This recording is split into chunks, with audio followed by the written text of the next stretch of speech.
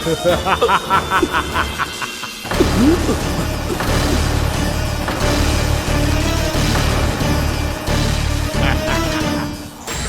देवगण, असुर राज मूरा को ब्रह्मदेव का आशीर्वाद प्राप्त है। आप में से कोई भी इन्हें पराजित नहीं कर पाएगा।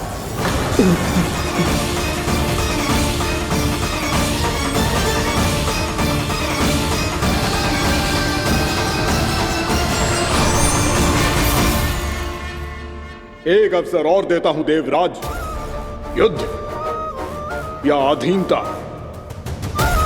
क्या उत्तर है तुम्हारा देवराज?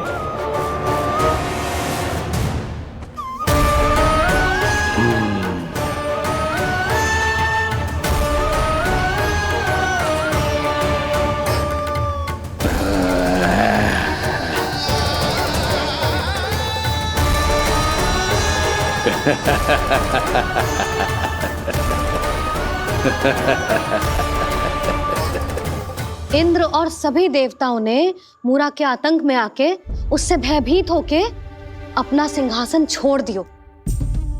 अब मूरा स्वर्ग का अधिपति बन गयो और शीघ्र ही उसने अन्य सभी असुरों को स्वर्ग में निवास करने के लिए आमंत्रित कर दियो। और इस प्रकार से वो धीरे धीरे तीनों लोकों का सम्राट बन गयो। उसे किसी ने रोका नहीं मैया? ना लल्ला, इतना साहस किसी में था ही ना। और फिर ये निश्चित करने के लिए कि भविष्य में किसी और असुर की मृत्यु ना हो, वो यमराज पे भी विजय प्राप्त करने के लिए यमलोक की ओर प्रस्थान कर दियो। वो तो अपने आप को और सभी असुरों को अमर बनाना चाहता था। पर देवता और यमराज भी उसकी ये योजना समझ गए थे। इसीलिए उसके आने से पहले ही सारे देवताओं ने श्री नारायण से सहायता के लिए गुहार लगाई। अब केवल आप ही कुछ कर सकते हैं प्रभु। अभी तो मूरा केवल त्रिलोक का स्वामी है, और यदि उसने यमलोक भी जीत लिया तो वो जीवन को ही नियंत्रित नहीं करेगा प्रभु, वो मृत्यु का भी स्वामी हो जाएगा। ऐसे में पहले सृष्टि का संतुलन तो नष्ट होगा प्रभु, और फिर स्वयं सृष्टि ही नष्ट हो जाएगी। ऐसा नहीं होगा यमदेव, नियति ऐसा होने ही नहीं देगी। विधि रचेगी खेल और मैं बनूंगा माध्यम। असुर राज मूरा का सामना मैं करूंगा। बस आप मुझे चुनौती देने के लिए उसे तैयार कर लीजिए, चाहे उसके लिए आपको साम दाम दंड भेद कोई भी उपाय क्यों ना अपनाना पड़े।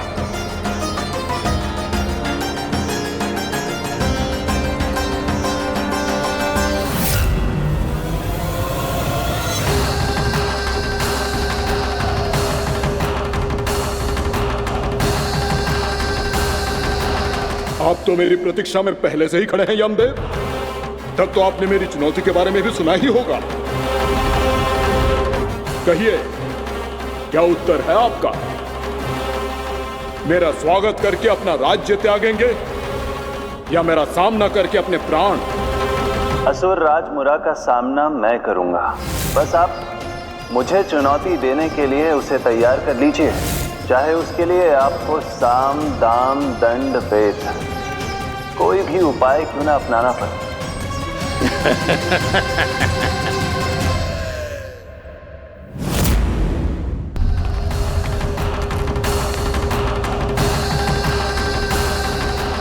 आप तो मेरी प्रतीक्षा में पहले से ही खड़े हैं यमदेव। तब तो आपने मेरी चुनौती के बारे में भी सुना ही होगा।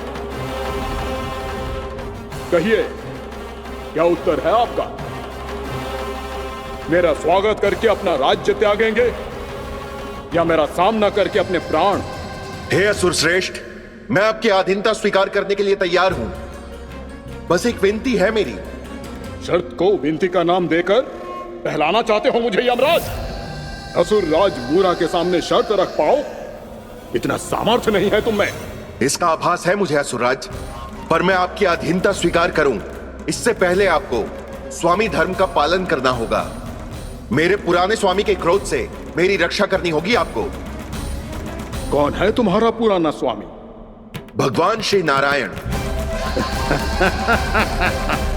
और छोटी माँ, मूरा असुर को तो श्री नारायण से भी रक्षा का वरदान प्राप्त था ना?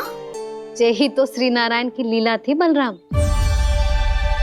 पर वो राक्षस अपने दम में जे समझ ही ना पाओ कि वो क्या भूल करने जा रहा है, और पहुंच गो भगवान श्री नारायण को चुनौती देने के लिए।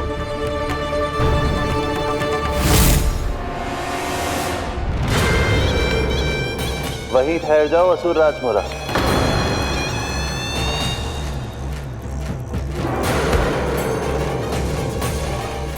यहाँ क्यों आए? आपको पराजित करने और ये वैकुंठ जीतने, ताकि मैं यमलोक का स्वामी बन सकूं। फिर आओ, युद्ध भूमि में मेरा सामना करो।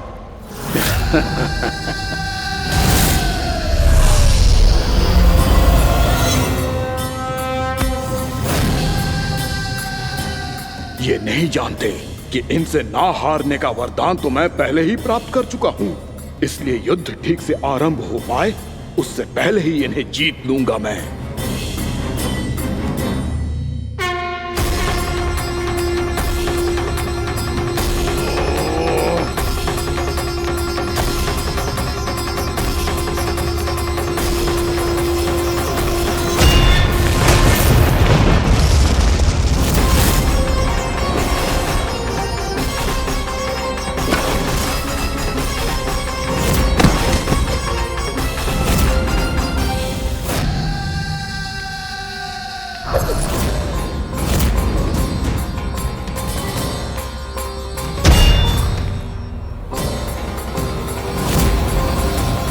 और इस प्रकार ये युद्ध वर्षों वर्षों तक चलता रहो। दोनों योद्धा पूरे ब्रह्मांड में अनेक अस्त्रों शस्त्रों के साथ युद्ध करते रहे।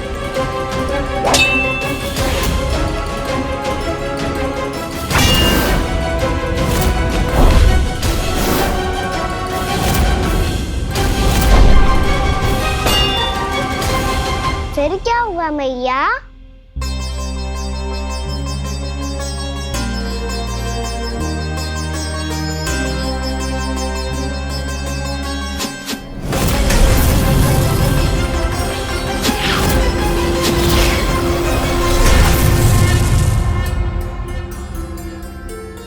उस युद्ध को कभी समाप्त हुआ हो, पर कैसे?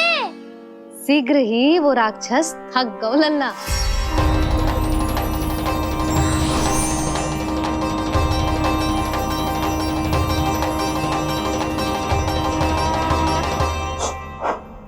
खड़े खड़े देख क्या रहे हैं नारायण?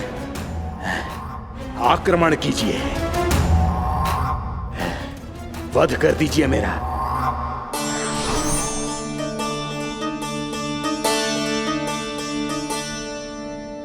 मैं तुम्हारी वीरता से प्रभावित हूं,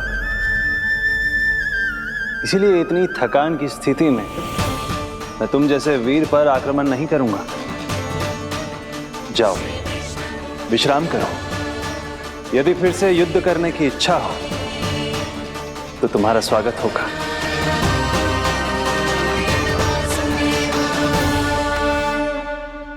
जे कह के श्री नारायण बद्रिका आश्रम चले गए और वहां हिमवत नाम की एक कंदरा में ध्यान लगा के बैठ गए।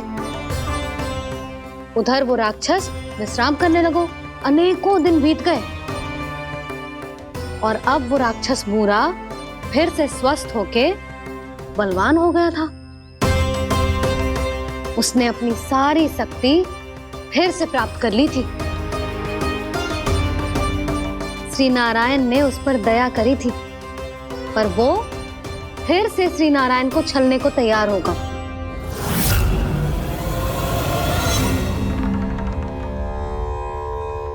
ध्यान में बैठे बैठे श्री नारायण योग निद्रा में चले गए,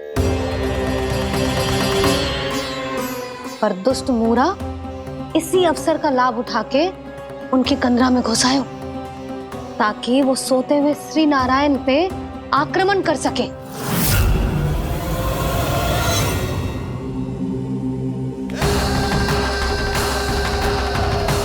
आज इस लंबे युद्ध को जीतकर अपने इस अंतिम शत्रु का भी अंत कर दूंगा मैं।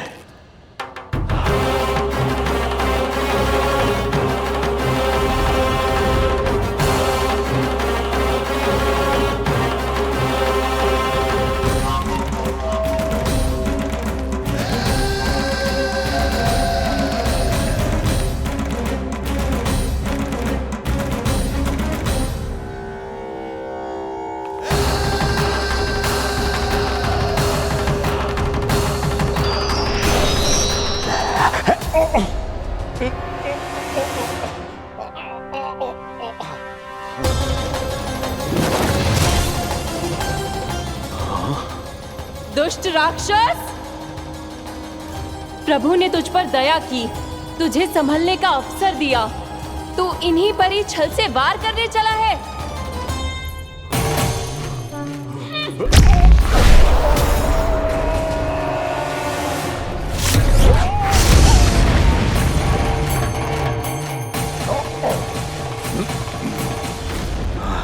मैं अजय हूँ, मुझे कोई पराजित नहीं कर सकता। ब्रह्मा का वरदान है मुझे। तूने नारायण से अपराजय होने का वरदान मांगा था मूर्ख, उनकी शक्ति से नहीं। ध्यान से देख, मैं तेरी मृत्यु हूँ, मृत्यु।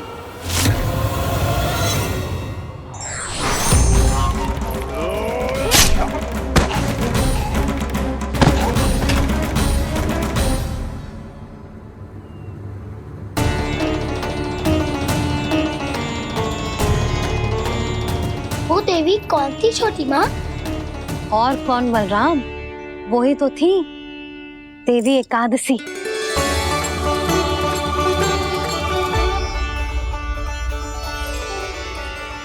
मुझे क्षमा कीजिए प्रभु, आपकी आज्ञा के बिना ही युद्ध करके आपके शत्रु को मृत्यु के घाट उतार दिया। क्षमा नहीं, आपकी तो प्रशंसा होनी चाहिए देवी।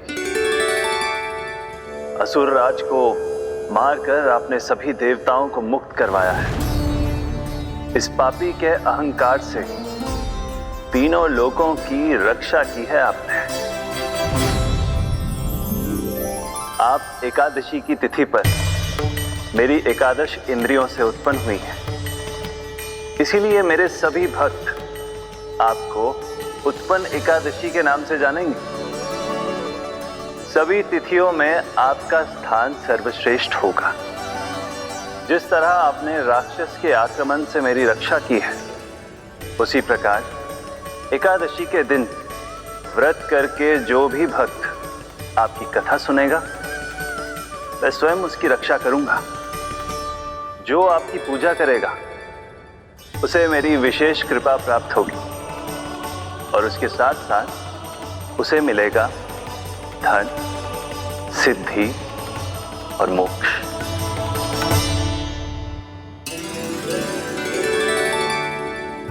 इसीलिए आज के दिन व्रत रखने का बहुत अधिक महत्व होता है। बोलो एकादशी मैया की जय। बोलो श्री नारायण भगवान की जय।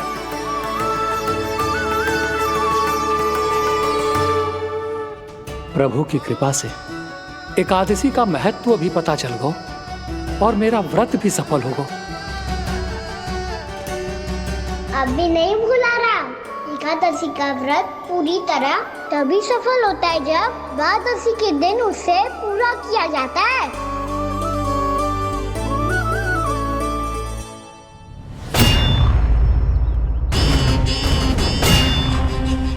आवश्यक है आपको यह आभास होना कि उस विष्णु अवतार को पराजित करने के लिए आपके साधारण योद्धाओं में वो सामर्थ्य नहीं है। वो विष्णु अवतार कुछ अधिक ही असाधारण है।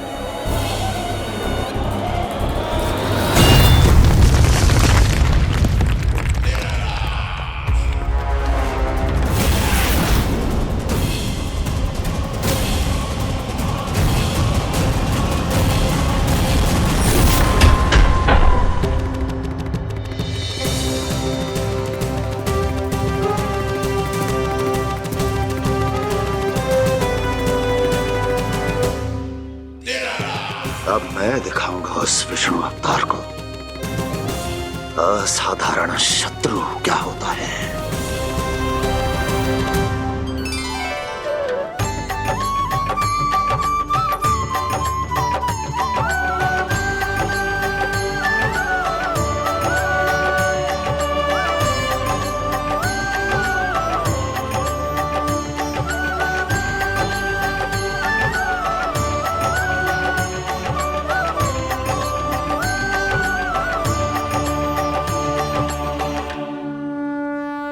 मामा अधीर हो रहे हैं, पर मैया ने मुझे अभी तक बाहर जाने की आज्ञा नहीं दी है। अभी उन्हें किसी और राक्षस को यहाँ भेजने से रोकने के लिए मुझे ही कुछ करना होगा।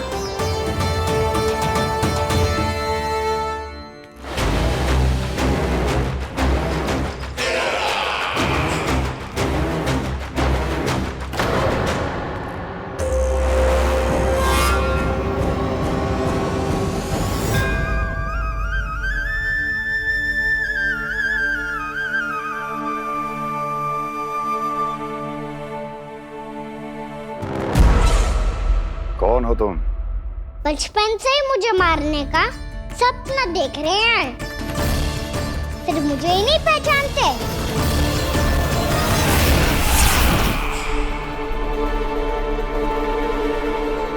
बचपन से विष्णु अवतार। कोई कान्हा बुलाता है तो कोई मुरलीधर पुकारता है, कोई माखन चोर कहता है, कोई कहता है चिच्चोर। पर विष्णु अवतार इस नाम से तो बस आप ही मुझे बुलाते हो मामा जी। इतना साहस ये तो यहाँ आ गया है।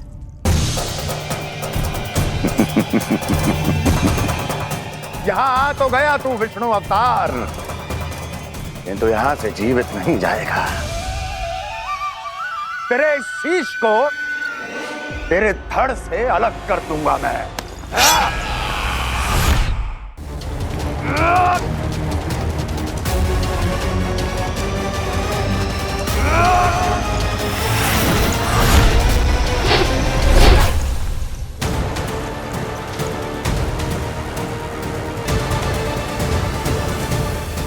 कहाँ देख रहे हो मामा जी?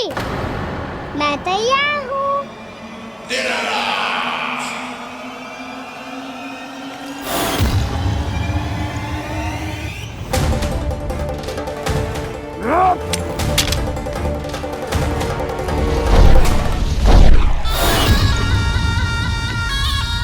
मामा जी, आप सदैव इसी तरह क्रोध में रहते हो क्या?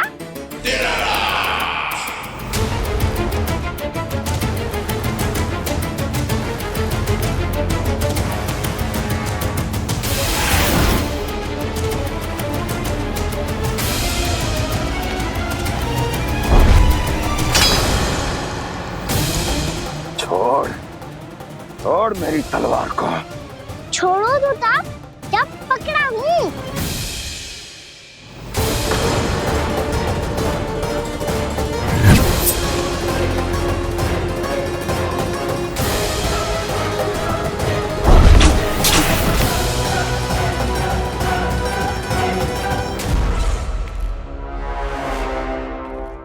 मामा जी,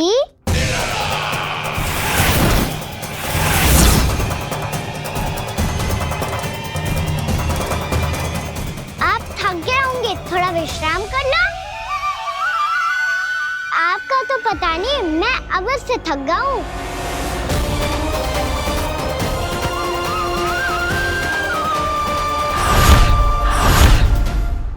मेरे सिंहासन पर बैठने का तू साहस? अभी तो बस अभ्यास कर रहा था मामा जी। भविष्य में मुझे तो बैठना है यहाँ। आपने बल प्रयोग करके से अपने पिताजी से छीना था, मैं आज छीन लूंगा। जो छल और बल से लिया जाए वो अधिक समय तक टिकता नहीं है मामा जी।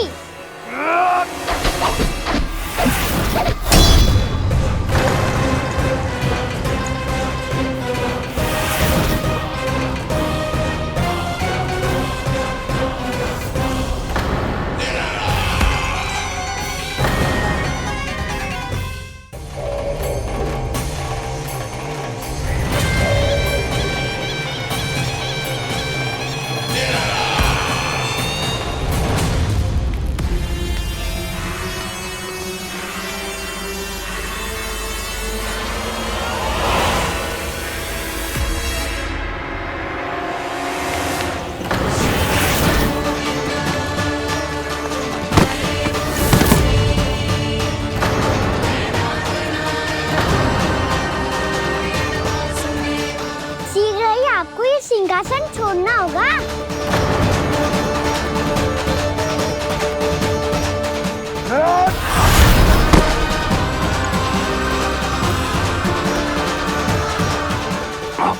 वो मेरा सिंहासन छीनना चाहता। वो आ रहा है, वो आ रहा है। सैनिकों! दुर्जन, बंद कर दो सभी द्वार और झरोखे, सब के सब। इसकी हर संभावना पर इतना कड़ा पहरा बिठा दो कि ना तो कोई महल के भीतर आ सके, ना तो बाहर जा सके। मुझे महल की चप्पे चप्पे की सूचना चाहिए। जाओ।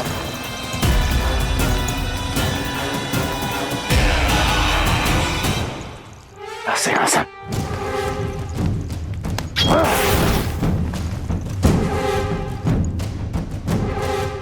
अब आ, दुष्ट मायावी, ए छलिया विष्णु अवतार, मैं कंस तेरी प्रतीक्षा कर रहा हूं। देखता हूं मेरे सिंहासन पर कैसे बैठता है तू। मुझे तो बस कुछ समय चाहिए था, वो मिल गया। अब करते रहिए आप प्रतीक्षा।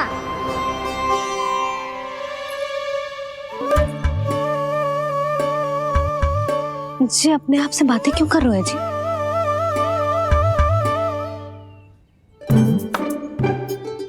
आप मुस्कुरा क्यों रहे हो? ना कछु ना। बताओ क्यों मुस्कुरा रहे हो? तुम्हीं पर गए हैं जी। जब तुम व्रत करती हो तो तुम भी ऐसा ही करती हो। इसी प्रकार भूख अधिक लगने पर अपना ध्यान भटकाने के लिए स्वयं से ही बड़बड़ाती रहती। होगा। आपको तो बस मेरा उपहास उड़ाने के लिए बहाना चाहिए।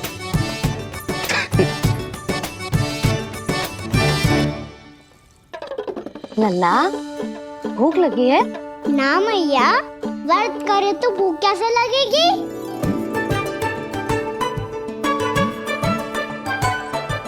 यदि लगी हो तो छोटे बालकों को थोड़ी बहुत भूल चूक क्षमा होती है। कछु ना तो फल तो तू खा ही सकते है। अब तो पूरे नियम और विधि विधान से व्रत तोड़ूंगा। कल द्वादशी के सुबह मुहूर्त के अनुसार। ठीक।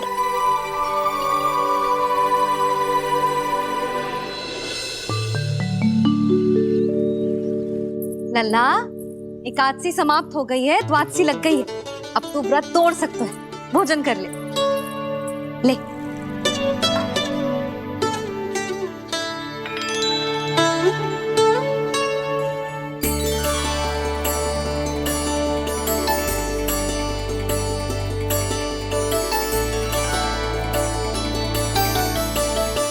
आज तो कार्य कर लीजिएगा। मैं ना चाहती कि सब गांव वाले फिर से आपका उपहास उड़ाएं।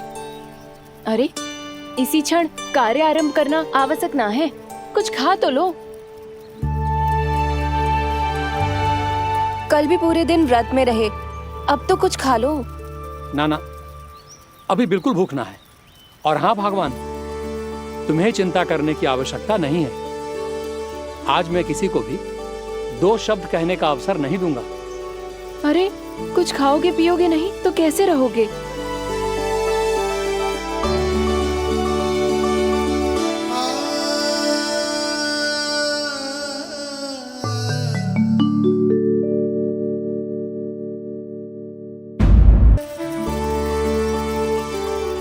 अरे, इसी क्षण कार्य आरंभ करना आवश्यक ना है। कुछ खा तो लो। ना, अभी बिल्कुल भूख ना है। और हाँ भगवान, तुम्हें चिंता करने की आवश्यकता नहीं है। आज मैं किसी को भी 2 शब्द कहने का अवसर नहीं दूंगा।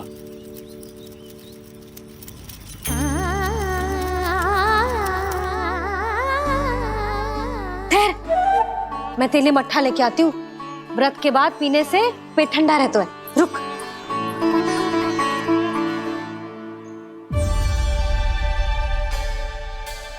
भक्तों ने अभी तक व्रत नहीं तोड़ा है, मैं कैसे तोड़ लूं? भूख कहाँ से होगी? श्री हरि नाम से पेट तो भर लेते हो। श्री हरि श्री हरि श्री हरि।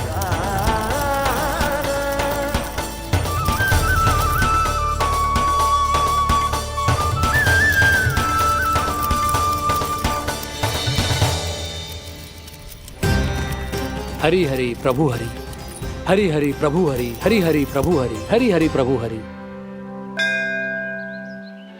कल से अन्न का एक दाना ना गो है पेट में। अब क्या व्रत तुड़वाने भी आपके प्रभु ही आएंगे? अब क्या व्रत तुड़वाने भी आपके प्रभु ही आएंगे? मैया,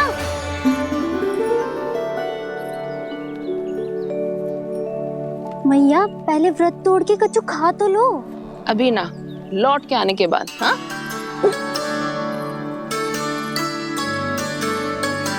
बलराम ठहरो पुत्र, पहले कुछ खा लो, व्रत तोड़ना आवश्यक होता है। मैया ने एकादशी का महत्व बताया। लगता है मुझे सबको द्वादशी पर व्रत तोड़ने समाप्त करने का महत्व बताना होगा। हरि हरि हरि हरि हरि, मेरे हरि।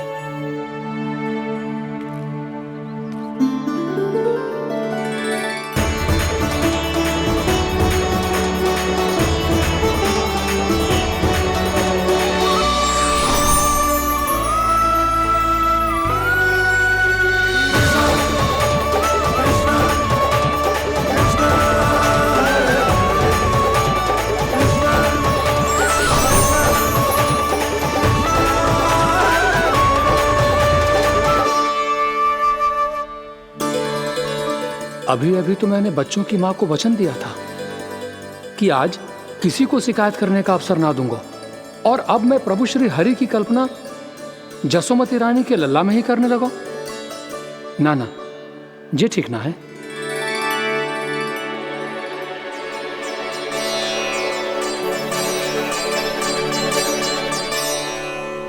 ठीक ही तो है, बिल्कुल सही पहचाना है आपने।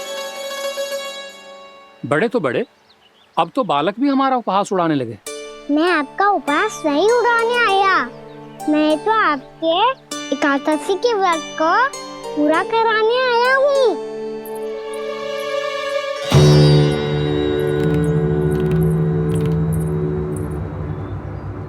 कान्हा,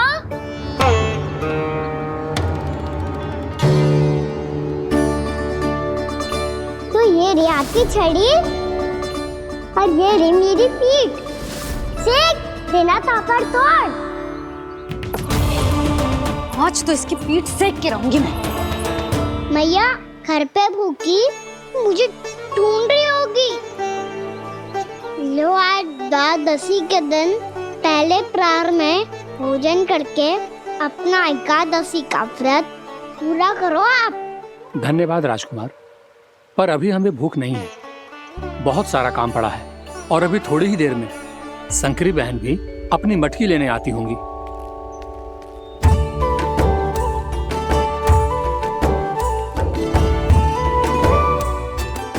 पर मैं आपका व्रत पूरा कराए बिना नहीं जा सकता। भला क्यों? भक्त भूखा रहे और भगवान खा ले, ऐसा हो सकता है भला?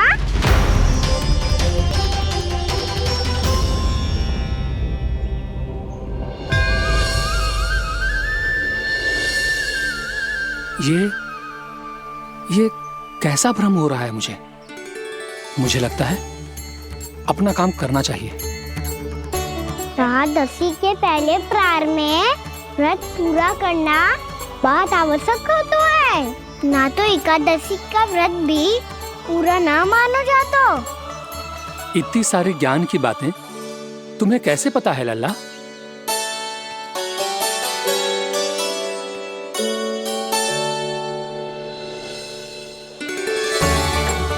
जैसे एकादशी की कथा होती है, वैसे द्वादशी की महिमा भी एक बहुत महत्वपूर्ण कथा है।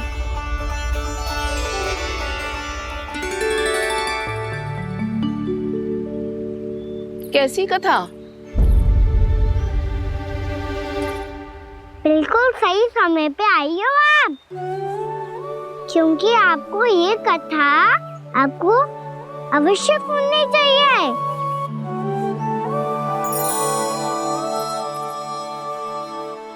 मुझे क्यों? पहले सुन तो लिया, फिर स्वयं ही पता चल जाएगा। बहुत समय पहले एक राजा हुआ करते थे, राजा अम्बरीश। भगवान श्री हरि के बहुत बड़े भक्त थे। ओम नमो नारायणाय। ओम नमो नारायणाय।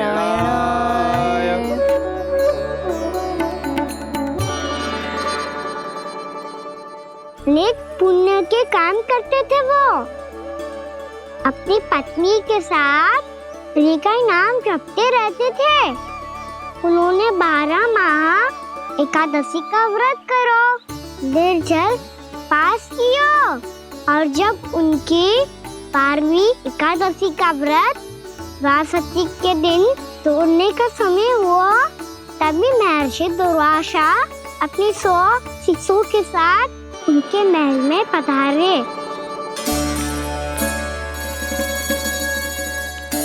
प्रणाम स्वीकार करें महर्षि। आप जैसे महान ऋषि मेरे राज्यसभा में आए, वो भी ऐसे अवसर पर जब मैं और मेरी पत्नी निरंतर 12 एकादशियों के बाद अंतिम एकादशी का व्रत तोड़ेंगे। इससे बड़े सौभाग्य की क्या बात हो सकती है हमारे लिए। आज आपके साथ साथ मेरा और मेरे शिष्यों का एकादशी व्रत भी पूरा होगा। संभव है प्रभु की इच्छा यही हो कि हम सब अपना व्रत एक साथ तोड़ें। ये तो अत्यधिक प्रसन्नता की बात है महर्षि। तो फिर ठीक है, हम सब यात्रा से थके हैं। व्रत तोड़ने से पहले हम स्नान करना चाहते हैं। जैसी आपकी इच्छा महर्षि। जब तक आप लोग लौटेंगे तब तक आपके सारे प्रबंध यहाँ हो चुके होंगे।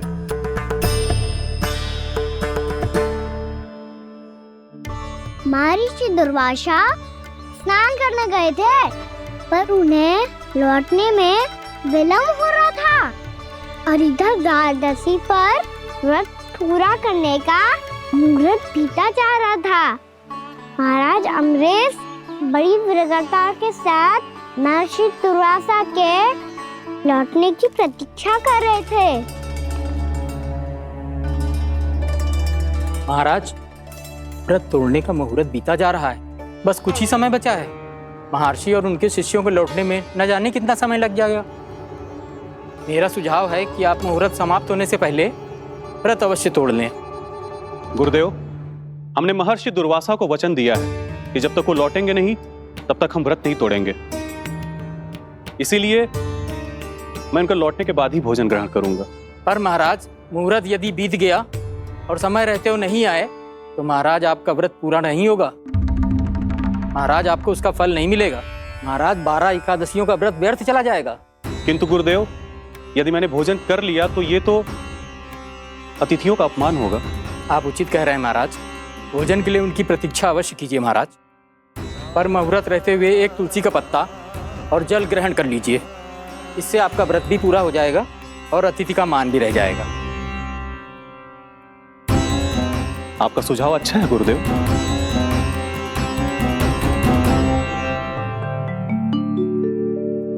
जैसे ही महाराज ने तुलसी का पत्ता खाया, वैसे ही महर्षि दुर्वासा लौट आए। महाराज,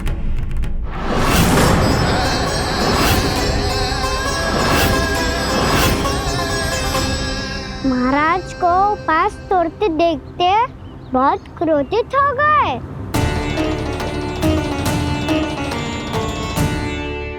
बहुत बड़े भक्त हैं आप, परंतु आप ये नहीं जानते अपने अतिथियों के साथ कैसा व्यवहार करना चाहिए। आपने हमें साथ भोजन करने का वचन दिया था, पर अपना व्रत क्यों तोड़ा आपने? महर्षि, मैंने भोजन नहीं ग्रहण किया। कहीं मुहूर्त न निकल जाए इस कारण मैंने एक तुलसी का पत्ता ग्रहण कर लिया। 56 भोग खाया हो या एक पत्ता, अपना व्रत तोड़कर अतिथियों का अपमान किया है, मेरा अपमान किया है। अब आपको दंड भोगना होगा ताकि आप सीख पाएं कि अतिथियों के साथ कैसा व्यवहार होना चाहिए। महर्षि, आप जो भी दंड मुझे देंगे मुझे स्वीकार है, किंतु आप क्रोधित मत होइए। क्रोध का कारण आपने दिया है महाराज। एक महर्षि का अपमान करके राक्षसी प्रवृत्ति का परिचय दिया है आपने, इसीलिए अब एक राक्षसी आपको दंड देगी।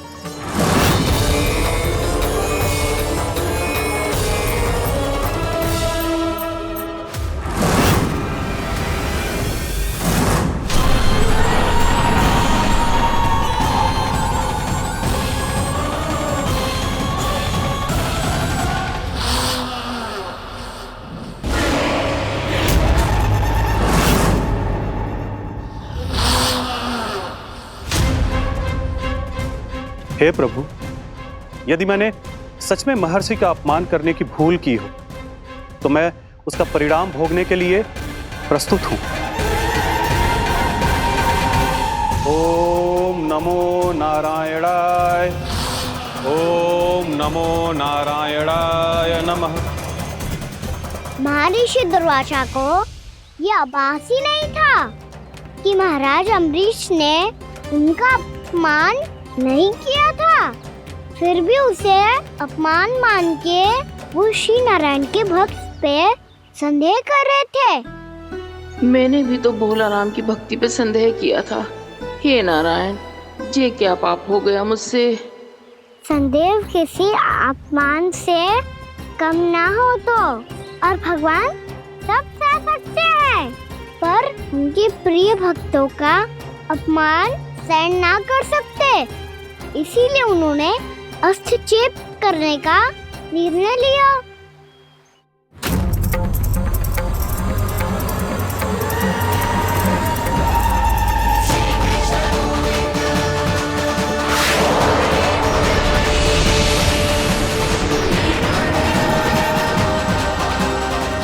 ओम नमो नारायणाय।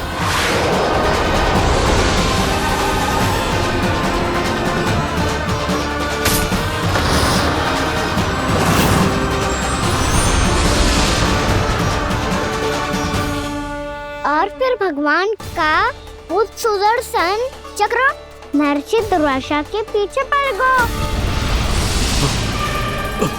ये चक्र तो मेरी ओर बढ़ रहा है। ओम नमो नारायणाय। ये कैसे संभव हो सकता है? कोई रोको इसे, कोई रोको इसे।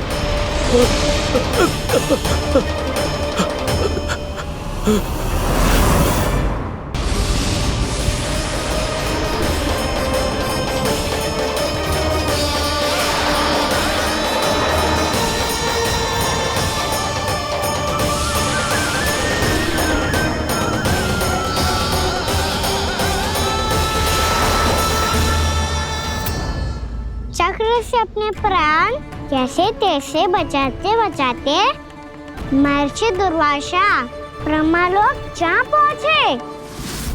ब्रह्मदेव रक्षा कीजिए, ब्रह्मदेव सहायता कीजिए, मुझे बचाइए ब्रह्मदेव, रक्षा कीजिए। ये सुदर्शन चक्र मेरे प्राणों के पीछे पड़ गया है, मुझे बचाइए ब्रह्मदेव, मुझे बचाइए। महर्षि, मैं चाहकर भी आपकी सहायता नहीं कर सकता।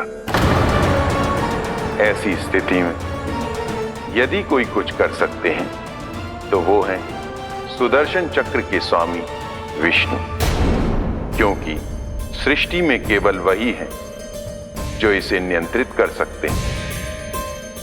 वो ही इसे वापस लौटने का आदेश देकर आपके प्राणों पर छाए हुए संकट को दूर कर सकते हैं। किंतु हां, मैं सुदर्शन चक्र से इतना अवश्य कहूंगा कि जब तक आप विष्णु लोक में पहुंच नहीं जाते, वो आपको किसी भी प्रकार की हानि ना पहुंचाए। आपका बहुत बहुत धन्यवाद, आपकी सदा ही जय हो।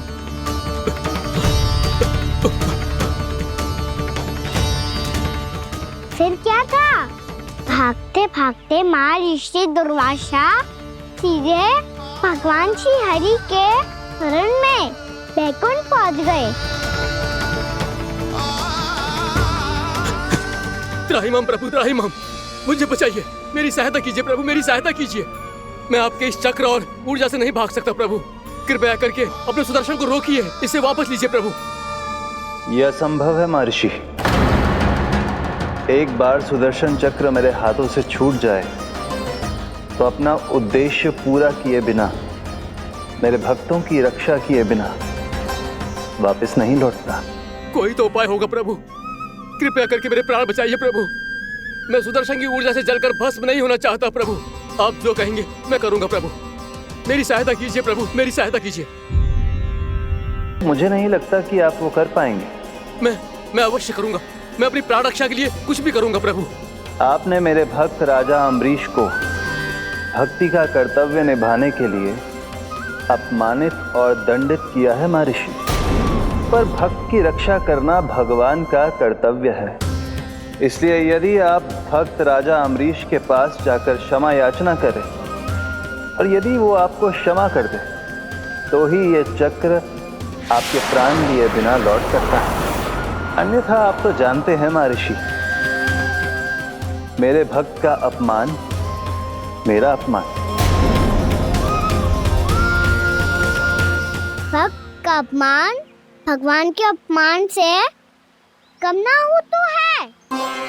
महर्षि दुर्वासा को भी ये बात समझ आई और फिर उन्होंने महाराज अम्बरीश से क्षमा याचना की। महाराज महाराज महाराज महाराज महाराज, मुझे क्षमा करें महाराज। मुझसे बहुत बड़ी भूल हो गई महाराज, मुझसे बहुत बड़ी भूल हो गई महाराज। महर्षि, आप हमारे चरण छुए ये उचित नहीं। महाराज महाराज अम्बरीश, आप नारायण के सच्चे भक्त हैं। मैंने आपको अपमानित किया, दंडित करने का प्रयास किया महाराज। इस अपराध के लिए मुझे क्षमा कीजिए महाराज, और इस सुदर्शन चक्र से मेरे प्राण बचाइए महाराज।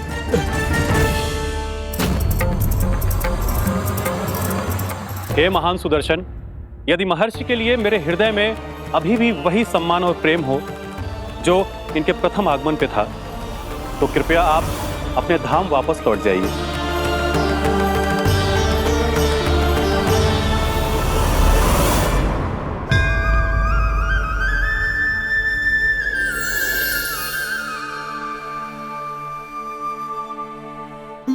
आपका बहुत बहुत धन्यवाद महाराज अम्बरीश। मैं आपको आशीर्वाद देता हूं कि आप देवराज इंद्र के समान शक्तिशाली हों। आपकी कीर्ति का पताका 10 दिशाओं में फहराए। मेरी बस एक ही इच्छा है महर्षि, कि मैं आपके साथ अपना उपवास तोड़ सकूं। अवश्य महाराज, हम सब भोजन आपके साथ करेंगे और अपने आप को नारायण की सेवा में अर्पित करके व्रत को पूरा करेंगे, क्योंकि आज जो यहाँ हुआ है उससे सिद्ध हो चुका है कि एकादशी व्रत का फल द्वादशी की सुबह भोजन करने से ही प्राप्त होता है। इस कथा से हमें पता चलता है कि सभी को द्वादशी की सुबह भर पेट भोजन करके एकादशी का व्रत पूरा करना चाहिए।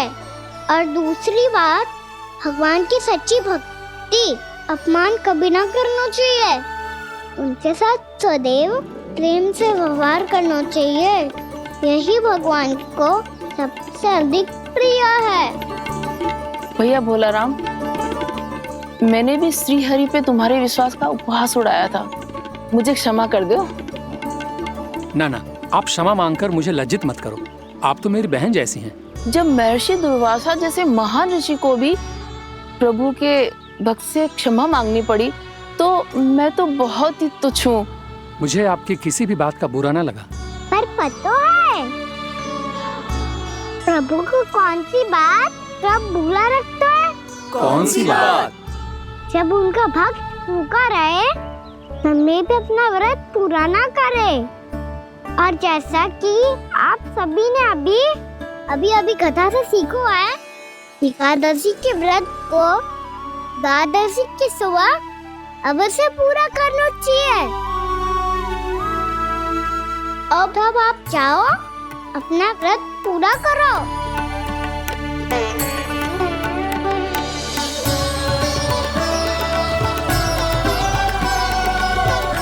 मैं आपके लिए जल लेके आती हूँ।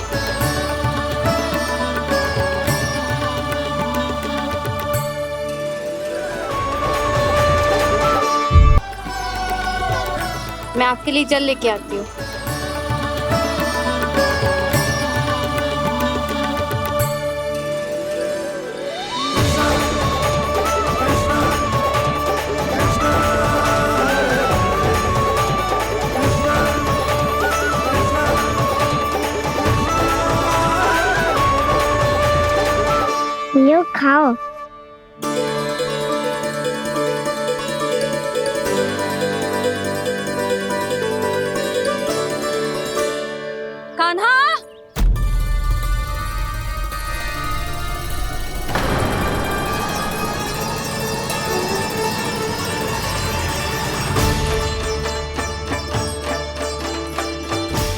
काका, सिगरेट छुपा लो मुझे, मैया आ रही है, बहुत क्रोध में लगती है।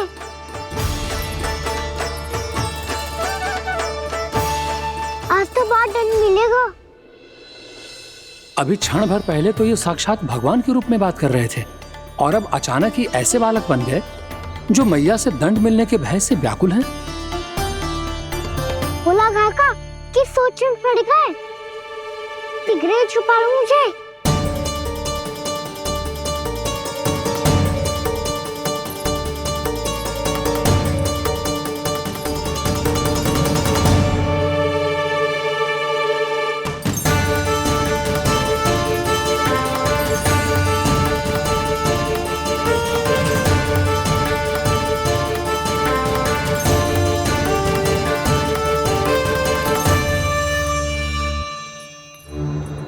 भोलानाथ जी, कान्हा को देखो है क्या? मैंने तो अपने प्रभु को देखा है। मैं अपने लल्ला को ढूंढ रही हूँ, उसे देखो है आपने?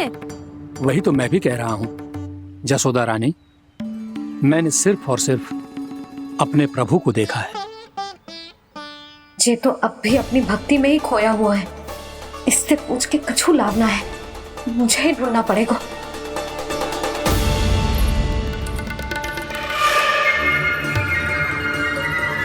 बच गए। शंकरी मौसी, कान्हा को देखो है क्या कहीं?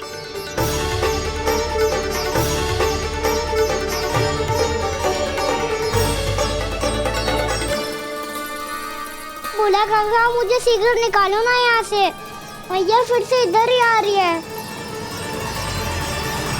सब कहते थे श्री हरि मेरे घर ना आ सकते। देखो आज प्रभु आ गए, उन्होंने अपने हाथ से मेरा व्रत पूरा कराया। हाँ आते हैं और आगे भी आएंगे हमारे श्री हरि हमसे मिलने और आके मोक्ष देंगे, है ना?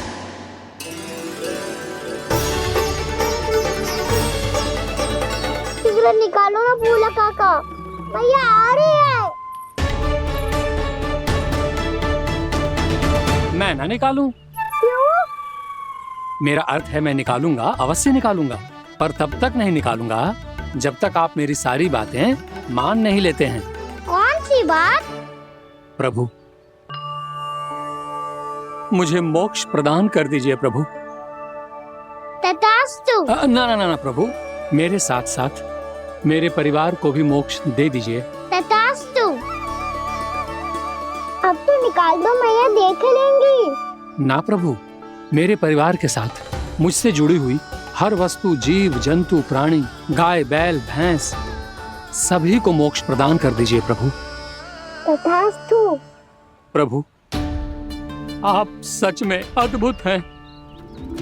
मैंने जो मांगा आपने बिना सोचे समझे सब प्रदान किया। मैं ही अपनी मांगे बढ़ाता रहा। प्रभु, प्रभु मुझे क्षमा कर दीजिए। प्रभु मुझे क्षमा कर दीजिए।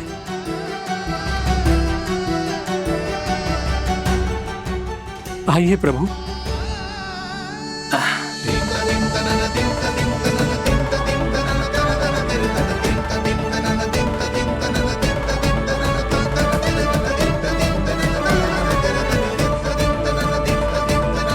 प्रभु, आप तो प्रभु हो, हरि हो, भगवान हो। आप चाहते तो इस मटके से स्वयं निकलकर बाहर आ सकते थे, फिर मेरी आपने हर इच्छा क्यों पूरी की? क्योंकि मेरे भक्त की इच्छा पूरी करने में मुझे भी प्रसन्नता मिलती है। ना तो मैं अपने भक्तों का अपमान सह सकता हूँ और ना ही उनकी इच्छा अधूरी रहने दे सकता हूँ।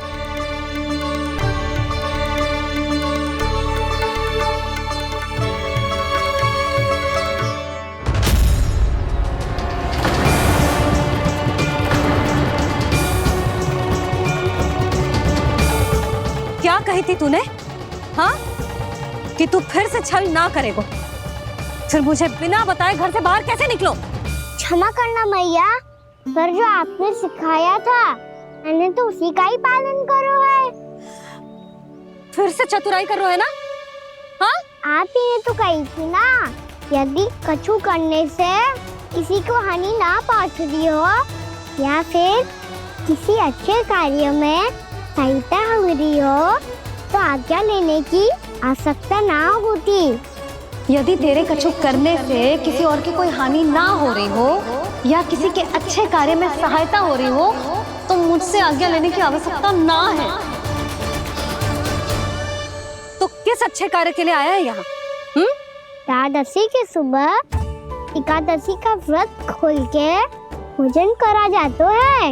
ये बात ना तो भोला काका को पता थी, ना शंकरी मासी को और ना ही किसी और को। और तुझे पता थी? हाँ, मेरी मैया ने बहुत अच्छे से सिखाया है मुझे। जैसे कल तूने एकादशी कथा सुनाई थी ना, आज वैसे ही तेरे लल्ला ने सबको द्वादशी कथा सुनाई है। सच्ची यशोदा रानी जी, इसने तो हमारी आंखें ही खोल दी। और भाभी, सच तो ये है कि मुझे भी ना पता था कि ये इतना बड़ा ज्ञानी है और इतना अधिक समझदार।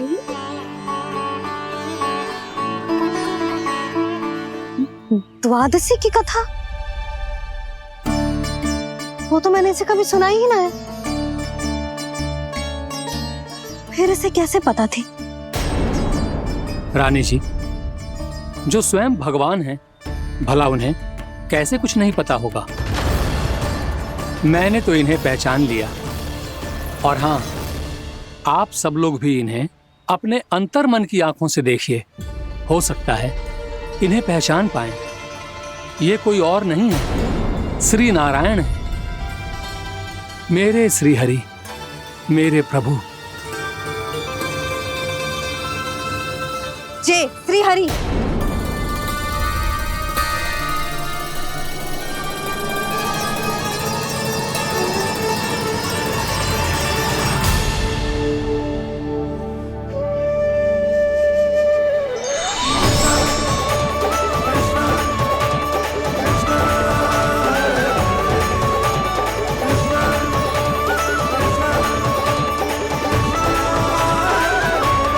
ये क्या कर दिया भोला? जिस रास्ते को मैंने इतनी कठिनाई से बचा के रखा था, सबके सामने उसे उजागर कर दिया तुमने।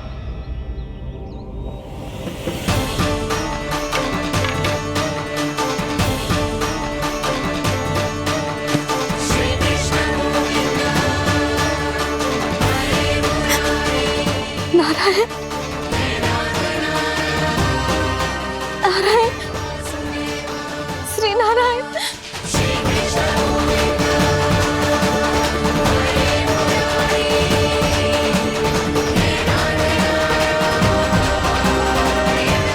श्री नारायण।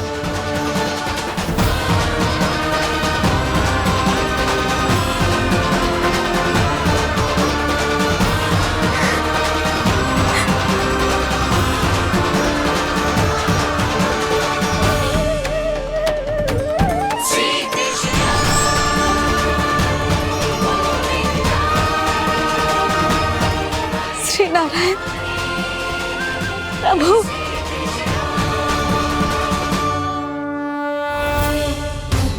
जिस रास्ते को इतने जत्न से संभाल के रखा था, आज वो सबके सामने खुल गया। और तो और मेरा भेद मैया को भी पता चल गया। बाबा सब कहते रहे पर मैंने एक न मानी। सबने कही थी कि आप भगवान हैं, पर मैं मूर्ख आपको पहचान ही ना पाई। कितनी अभागी हूं मैं।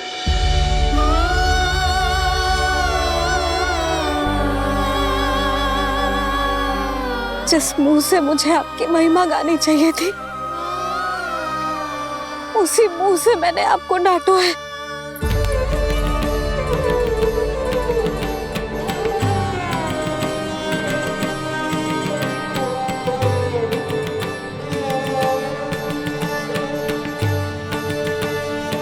जिन हाथों से मुझे आपके चरण छूने चाहिए थे, उन हाथों से मैंने आपके कान पकड़े।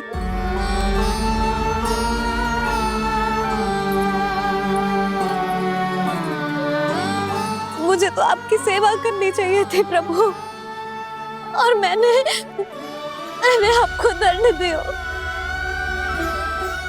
आपको घर से बांध दियो।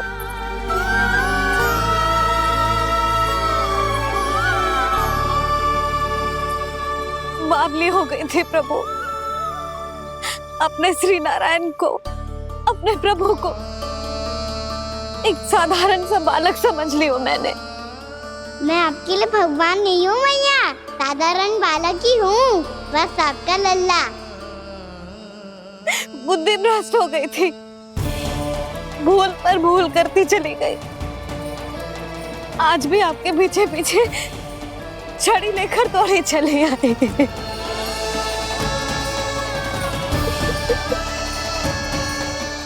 अपने आप को दोष मत दो मैया, आपके ममता के लिए तो जन्म लिया है मैंने।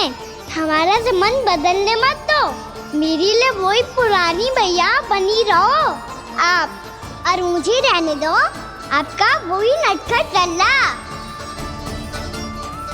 मुझे क्षमा कर दो प्रभु, मुझे क्षमा कर दो। बाबा ये कैसा अंत हो गया आज? मैया तो मुझे भगवान मानने लगी, पर मैं इसे स्वीकार नहीं कर सकता। अभी नहीं बाबा, इतनी शीघ्र नहीं। आप ऐसे खड़े क्यों बाबा? कुछ ऐसा करो ना कि मैया फिर से मेरे मैया बन जाए। उनकी दृष्टि में भक्ति नहीं, ममता चाहिए मुझे। कान्हा, मेरे सामर्थ्य में हो तो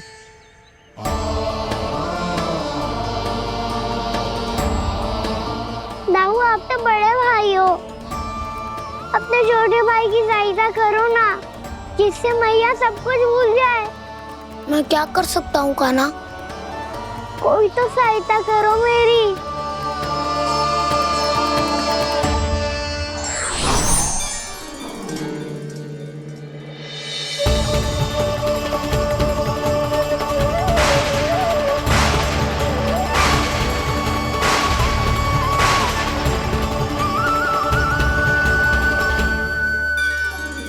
अपने आप को संभालिए प्रभु।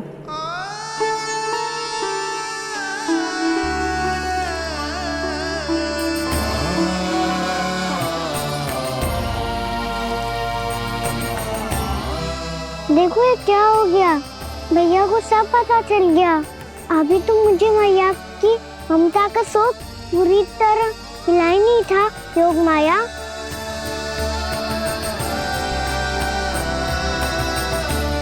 मेरी सहायता करो ना। कितनी अद्भुत है ममता की शक्ति। भगवान को भी एक साधारण बालक बना देती है।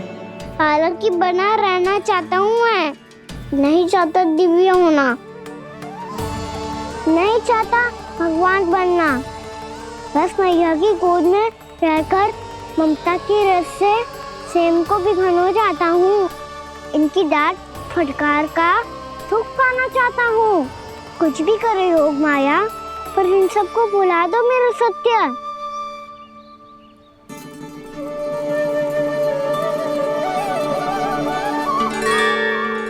पर इन्हें तो मोक्ष का वरदान मिल गया है प्रभु, इसलिए इनके लिए समय की गति को लौटा पाना संभव नहीं होगा। प्रभु,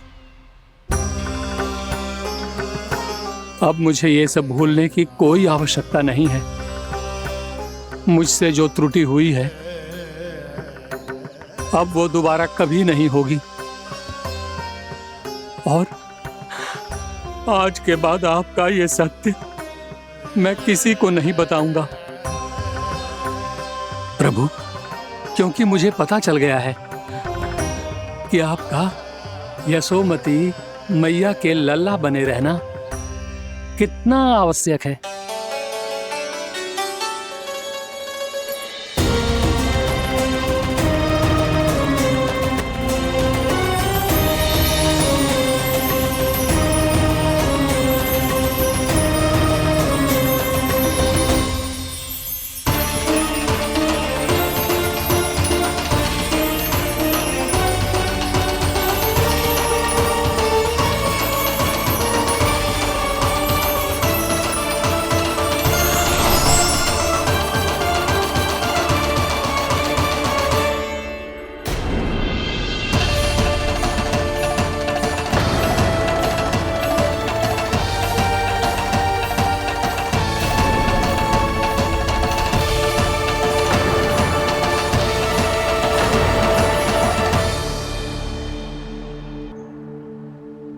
आपकी छड़ी। पहले चुपके से भाग जा तो है, फिर स्वयं ही छड़ी भी पकड़ा रहे हैं? नटखट कहीं का। हंसी आ रही है? अरे किस बात पे इतनी हंसी आ रही है रे? हाँ?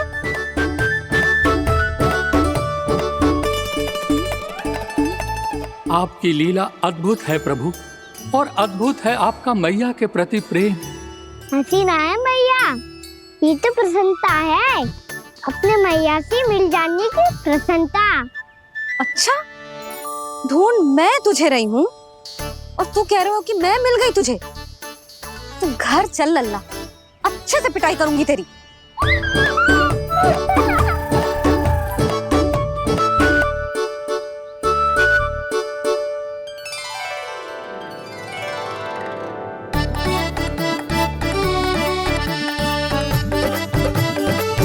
जब पिटाई से गाल लाल होंगे ना तेरे, तब हंसी बंद होगी तेरी।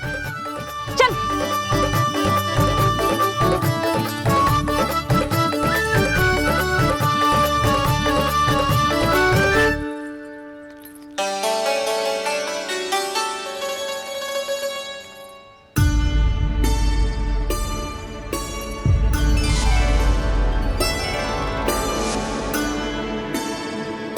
लगता है भैया की और चतन स्मृति वापस आ रही है।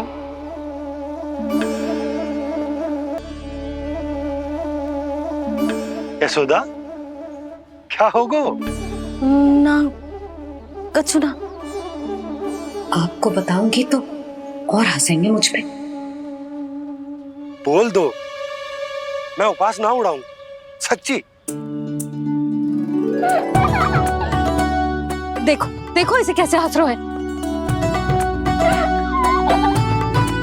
मेरे हाथ में छड़ी है, मैया क्रोधित है, पर जे तनिक में भय ना लग रहा है इसे? हाँ, हंसे जा रहे हैं।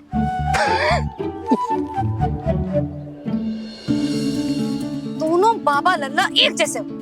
चल तू, चल चल। दाऊ, आप तो बड़े भाई हो, अपने छोटे भाई की सहायता करो ना, जिससे मैया सब कुछ भूल जाए। सुबल, तू कच्चू खा क्यों ना रहो है? व्रत ही करना था तो बलराम के जैसे कल कर ले। तो कल तो एकादशी भी थी। खाना के बिना कछु करने का मेरा मन ही ना कर। तो बात तो सच्ची है, उसके बिना गोचारण भी ऐसा लगता है जैसे कितना भारी कार्य है, व्यवस्था में करना पड़ता है। सही कह रहे हो तुम दोनों। मैं तो गोपालक भी इसलिए बना था ताकि कान्हा के संग खेलने को मिल जाए। बलराम तो हमारा सगा काम और मुख्य अधिक है।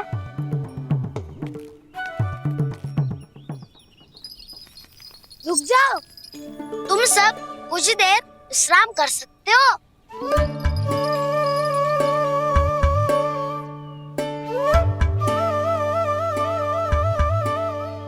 तू बोल। ना मैं ना बोलूंगा, तुम दोनों ही बोलो। और तुम सबका सखा पहले हूँ और टोली का मुखिया बाद में, इसलिए घबराने की आवश्यकता नहीं है। जो भी बात है बिना हिचक बता सकते हो मुझे। तो फिर कुछ ऐसा करो ना कि कान्हा फिर से हमारे साथ गोचारण करने के लिए आने लगे।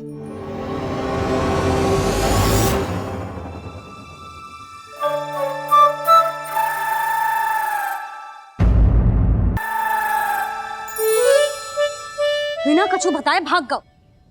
ये भी ना सोचा तेरे बिना मैया बाबा व्रत कैसे तोड़ेंगे? देखो देखो अभी भी हंस रहा है। क्या होगा ऐसे? रुक, प्रसाद लेके आती हूँ। क्षमा कर दो मैया, पर जैसा आपके लिए मैं हूँ वैसे ही मेरे लिए मेरा भक्त, इसीलिए भोला राम का व्रत तोड़वाने जाना आवश्यक था।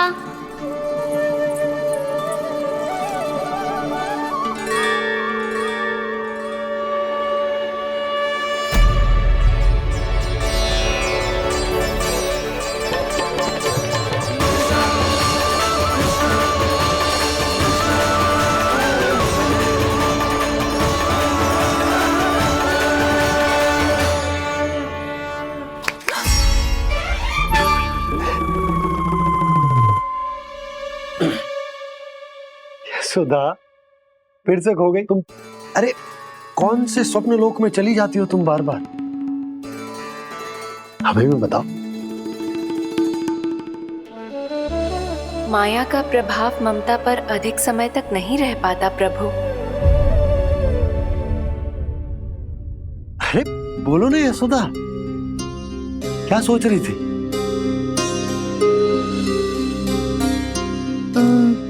मैंने ना श्री नारायण को देखो है। हाँ वो तो मैं भी देख रहा हूँ, यही तो है हमारे सामने। ये वाले ना, तो मैंने साक्षात श्री नारायण को देखो है, वो भी अपने कान्हा के भीतर देखो। कान्हा के भीतर? ना मतलब कान्हा और ये दोनों आमने सामने थे। मैं कुछ समझो ना यशोदा। नारायण और कान्हा दोनों आमने सामने थे? ना, मेरे कहने का अर्थ है कि कान्हा और श्री नारायण एक दूसरे के आगे पीछे थे। अच्छा, तो मतलब श्री नारायण आगे थे और कान्हा पीछे था। पर अगर कान्हा पीछे था तो तुमने कैसे देखा? ओहो, कान्हा आगे था, श्री नारायण पीछे थे।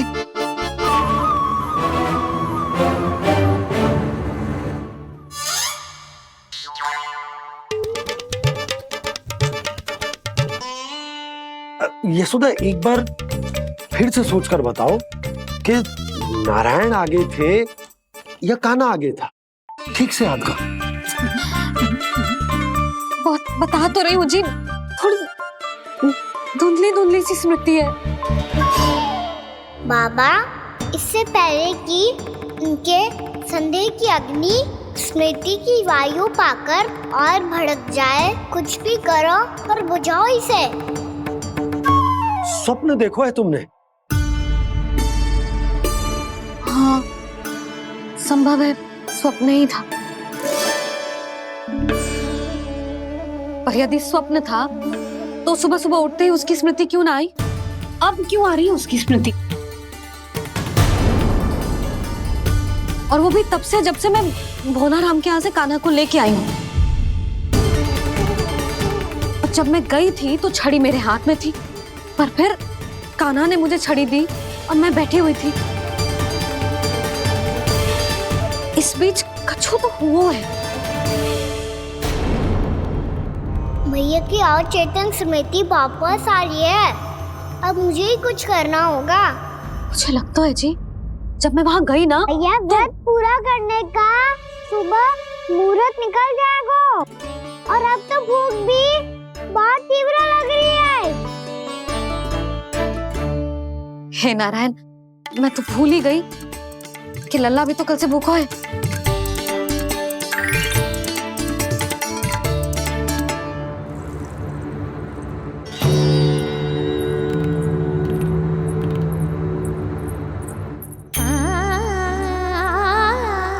ले, खा।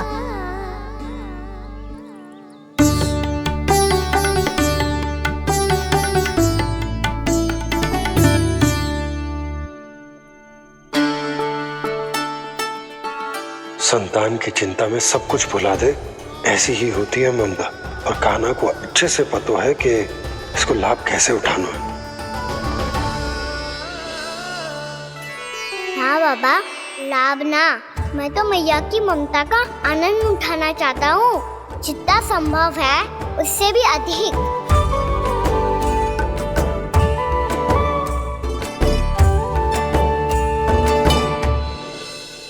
बलराम, कान्हा को फिर से गौचारण आने के लिए केवल तू ही मना सकते है। तुम्हें ही वो क्षमता है, हमारी टोली के मुख्य गोपालक जो हो तुम। हाँ, और कान्हा के दाव भी तो हो तुम। हाँ, वो तुमको मना ना कर पाएगा। तुझे छोटा होने के नाते तुम्हारे आदेश का पालन तो करना ही चाहिए कान्हा को। चिंता मत करो सखा, मैं कछु कहूँ और कान्हा ना माने ये तो संभव ही ना है।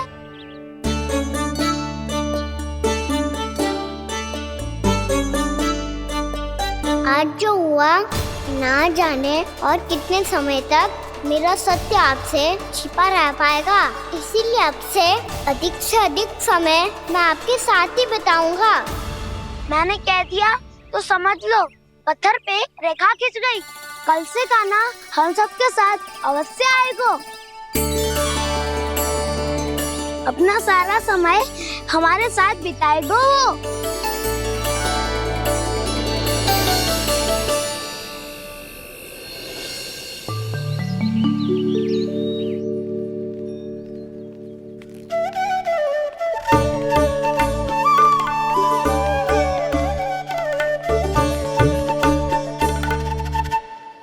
अभी तक तैयार नहीं हुए? तैयार? गौचारण के लिए चलना है ना, तुम्हें लेने आया हूँ। नाना दाऊ, मैं ना चल सकता, मुझे आज्ञा ना है। वो तो माखन चोरी के लिए भी नहीं थी। उस दिन जो वक्कासुर के सामने चले गए थे तुम, तभी तो नहीं थी आज्ञा। इसलिए आज्ञा का बहाना मत ही बनाओगा ना। बहाना नहीं दाऊ, मैं तो सच्ची कह रहा हूँ। मैया को फिर से दुखी ना कर सकते हो और हम सबको दुखी कर सकते हो तुम। आज मैं तुम्हारी एक ना सुनूंगा कान्हा। घर पे रहते हुए कितने सप्ताह हो गए तुम्हें? तुम गोपालक हो कान्हा, गोपालन करना तुम्हारा दायित्व है। आज तुम्हें हमारे साथ चलना ही पड़ेगा। ना दाऊ, मैं ना चल पाऊंगा। बलराम, तुम तो कह रहे थे कि कान्हा तुम्हारी हर बात मानता है, पर इसने तो बड़े भाई का अनादर कर दिया। रुक जाओ कान्हा, सत्य बताओ, तुम छोटी माँ के कारण वन नहीं चल रहे हो? या अब तुम्हें हमारे साथ रहना ही अच्छा नहीं लगता? कहीं ऐसा तो नहीं गौचारण में तुम्हारी रुचि समाप्त हो गई हो? ना दाऊ, ऐसा कछु ना है। मुझे गौचारण की बात प्रिय है और आप सबका साथ भी। तो फिर वन चलने में क्या समस्या है तुम्हें? अपने दाऊ की बात मान लो और चलो चुपचाप। मैंने सबको वचन दिया है कि तुम हम सबके साथ चलोगे। पर दाऊ, मैंने भैया को भी वचन दिया है कि मैं नहीं जाऊंगा। इसका अर्थ है कि मेरे वचन का कोई मूल नहीं है। मैं तुमसे बड़ा हूँ कान्हा, तुम्हें मेरी आज्ञा माननी चाहिए। मुझे भी तो वचन दिया था तुमने। दाऊ, आप समझ क्यों ना रहे? मैंने कहा ना, मैं नहीं जा सकता। रुक जाओ कान्हा।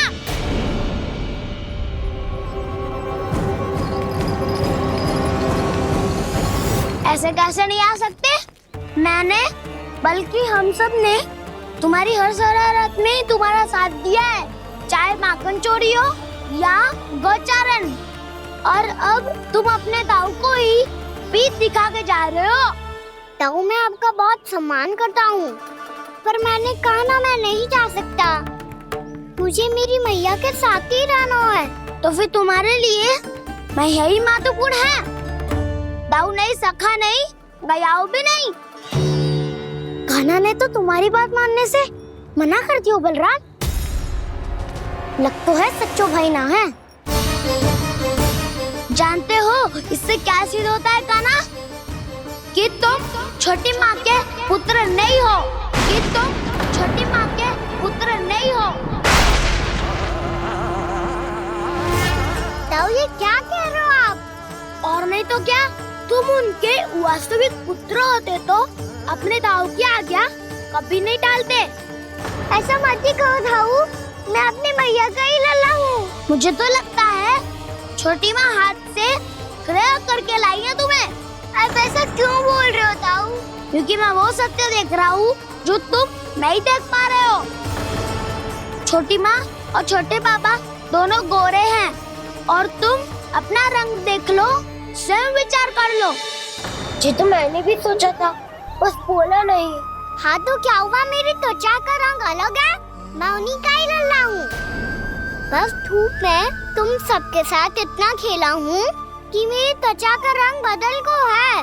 बड़बोली बात मत ही कर कान्हा, स्वयं को बचाने के लिए हम पर दोष लगा रहे हो। सत्य तो ये है कि तेरी त्वचा सदैव से ऐसी थी खाना। लग तो है ये कि बलराम सही कह रहा है। इसका अर्थ है कि सस्ते में नन काका यशोदा काकी इसके हाथ से ग्रेप करके आए हैं। बालक हाथ में थोड़ी ना मिलता है। हमारे घर में जो बछड़ा है उसको तो मेरे बाबा हाथ से ही लाए थे, पर मुझे हाथ से कोई ना लायो है। मैं अपनी मैया का ही लल्ला हूँ, यशोमती मैया का नंदाला ही हूँ मैं। तुम्हें वन चलना है तो चलो या फिर मत चलो, और छोटी माँ और छोटे बाबा का लल्ला बनने का स्वांग करने की कोई आवश्यकता नहीं है।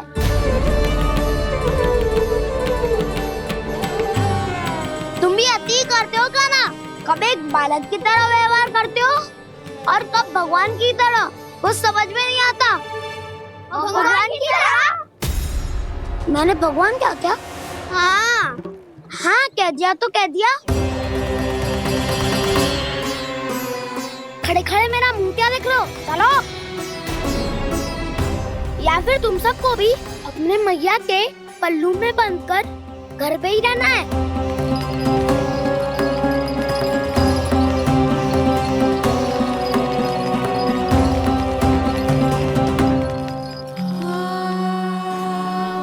जानते हो इससे क्या सिद्ध होता है काना? कि तुम छोटी माँ के पुत्र नहीं हो, कि तुम छोटी माँ के पुत्र नहीं हो।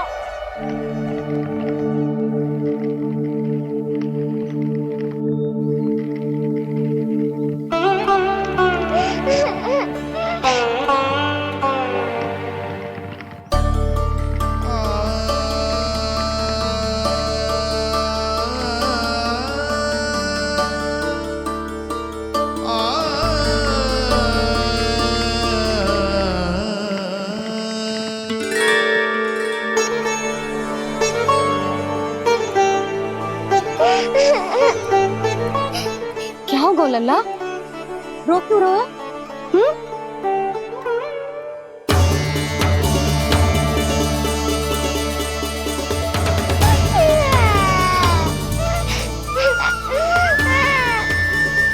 अरे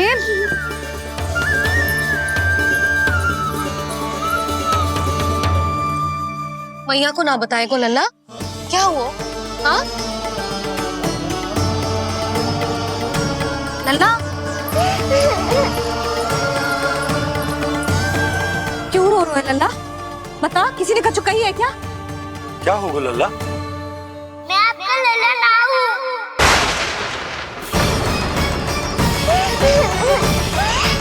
ऐसा क्यों कह रहे हो तू? क्या होगा? आपका भी लल्ला ना